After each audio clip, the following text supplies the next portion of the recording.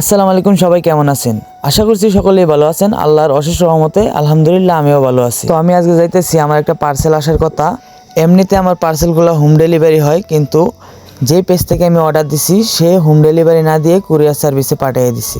এখন আমার পার্সেল আছে নেত্রকোনা। আমাকে কল দিয়ে বলছে উনি নাকি পূর্বদলার বেশি আসতে পারবে না। তো কি আর করার, আমরা চলে যাইতেছি পূর্বদলা, কারণ পার্সেল তো রিসিভ করতেই হবে। আর আজকের এই পার্সেল নিয়ে যা কাহিনী ঘটছে, মা গো মা, ঘুরতে ঘুরতে আমার জীবন শেষ। জীবনও এত কষ্ট করতে হয় না একটা পার্সেল রিসিভ করার জন্য।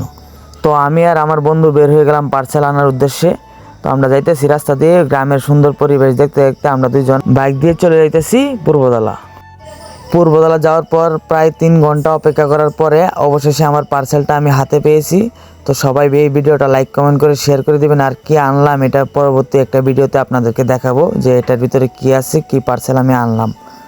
তো আজকের মতো বিদায় নিতেছি। সবাই ভালো থাকবেন, সুস্থ থাকবেন, নিজের দায়িত্বে নিজের খেয়াল রাখবেন। আর ভিডিওটি বেশি বেশি করে শেয়ার করে দিবেন। ধন্যবাদ।